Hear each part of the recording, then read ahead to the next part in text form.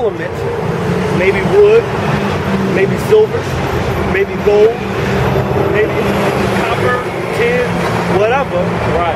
And you carve out of that idol or an image to worship. So now that we understand what the word graven is, was the Hebrew word pasal, can you give me any example of what you know to be widely known as a graven image? What is something that has been carved out, cut out of something, and has put some worship value to it, where people worship it and kiss it, or pray before it, or bow down before it? The pole? Huh? The pole? Yeah, but he ain't a carved image. Right, right. You know what I'm saying? They bow down to him, they kiss him. They do. hug. Yes, they do. Yeah. But now that you say that, what do they kiss? His hand. What on his hand? They kiss his ring? He kissed his ring. Okay, so that ring is a idol. Right. Right? Now he's an idol too, because an idol is also they idolize him. So he is an idol to that degree. So I'll give you that. But what about the cross? The cross. Do they cut that out? Yeah, they do. Do they bow down before? They do. Do some people kiss it? They do. Sometimes make even a made up image to do this shit, right? Right. Okay, then that's an idol. What about the little statuettes of the Virgin Mary? So-called Virgin Mary. Oh, yeah. All right, what about Guadalupe? That's in a lot of Latino neighborhoods. They put that little Mexican lady in a little shroud, and she's like, oh, and they sit up there and they worship that, right? Right. All right. You got a whole lot of things that people have carved, raised, and made an image out of, and they worship. You know what I'm saying? But one of the number one things in my book is this wicked ass cross, man. Because they got this in every church, on top of the church, on the outdoor of the church. Right. And when you walk into the church, they go on right there. You're right. Telephone line. And, you know, but it's you know, they're in these churches and everything, right? Right. And they're on the back of people's cars, that little fish image that they have over there. You know what I'm saying? And they sit there and worship it. So Mosai said, I have no graven images, no idols, none at all. Right? Right. That's number 2. And he's verse 6, Exodus 20:6. And showing mercy unto thousands of them that love me and keep my commandments. Thou shalt not take the name of Yahweh thy power in vain.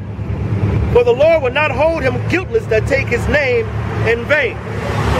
So he says, that's number 3.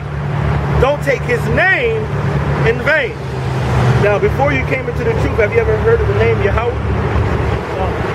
Now, but how many times have you heard Jesus fucking Christ? How many times?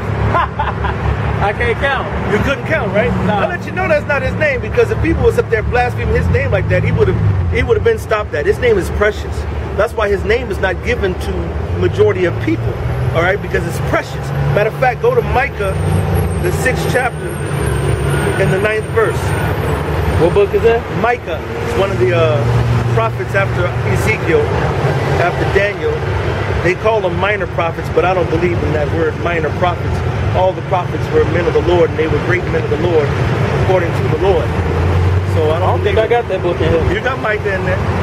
It's a small book. It's 7 chapters in it. It's after Daniel. It's after Daniel. It's after Daniel, Hosea, Jonah. I'm not Obadiah. I'm not quoting them all in order, but it's after those. Where are you at right now? Hosea.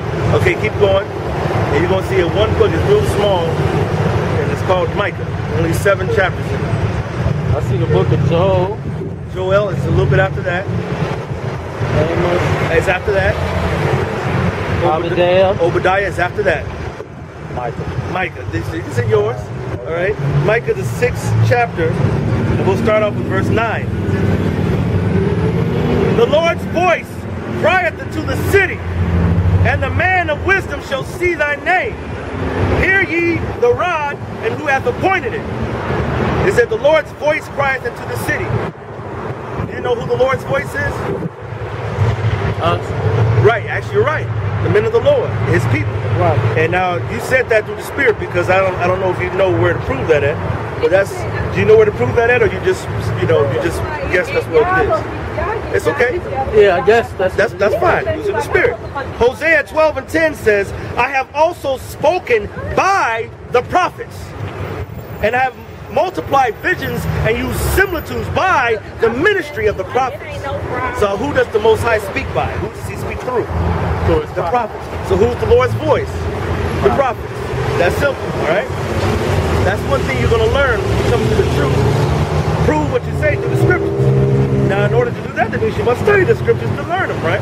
Right. And then that's how you prove, so it's not us. I'm not saying that, well, I'm the Lord's voice. First of all, I ain't yet.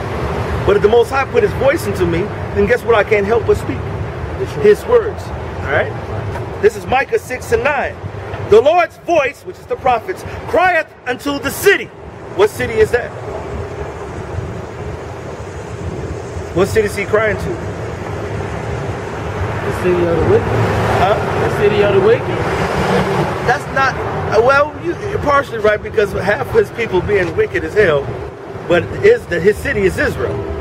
You know what I'm saying? His children, which is his people. That's his city. The people make a city, not the town make the people. You feel me? There wouldn't be no town unless people were living there. So his city is actually his chosen, which is the 12 tribes of Israel. Right. That's who the prophet. Then the Messiah says, go out to the lost tribes of Israel. He said, don't go out to the Samaritans. Do not go out to the Gentiles. In Matthew's the 10th chapter, he says, don't go into the way of the Gentiles. Don't go into the way of the Samaritans, but go into the lost sheep of the house of Israel. Right? So if you're lost, what does that imply? That we don't know our way. Away where? Lost, back home. Back home. Now, what group of people on the planet don't know their original homeland? So-called Negroes, Latinos, and Native Americans. White man sat there and told us we're from Africa. Africa is a continent with over 55 countries. So which one?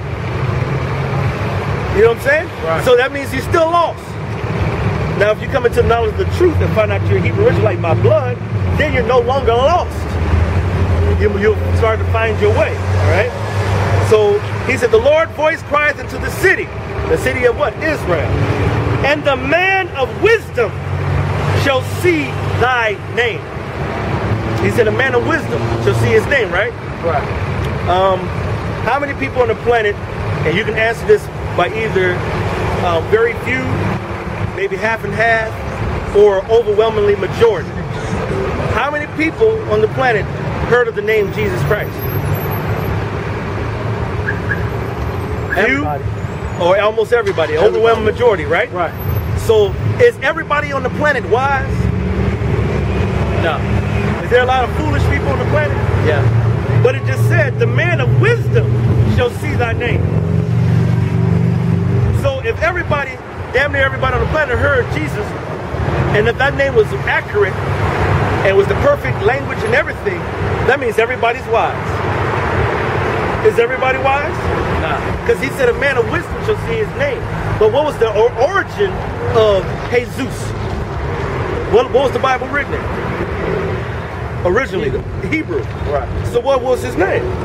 Was it a Hebrew name or a Greek name? A Hebrew. It was a Hebrew name. So then where did they come up with Jesus at? Wait a minute, who is Zeus? Isn't Zeus a Greek mythological god? Why are we calling on the Son of God by a Greek mythological name? And according to Exodus, it says, don't let any other foreign god's names be mentioned in thy mouth. So we don't even supposed to say any other false god's name. So how are we calling on the Son of God by a name that got the false god in it? Wouldn't that be contradictory? Because his name is not Jesus, it's Yahweh Shai, which means he will deliver, or he saves, or he delivers his people. You know what I'm saying? Because in Matthew, the 1st chapter, it says, you should call his name Yahweh Shai, for he shall save his people. And that's because that's the definition of his name. So then why, but if you go into the Hebrew and go look up where they got Joshua, that's the same as Yahweh Shai. So then why did they translate his name into Joshua instead of Jesus? Because proper nouns don't change anyway. If you go to Canada, and where they can speak French at Montreal, you think on the Montreal TV when they say oui, c'est la vie, c'est la pour, c'est madame, and they talking about Barack Obama, they're gonna say she wastes your money.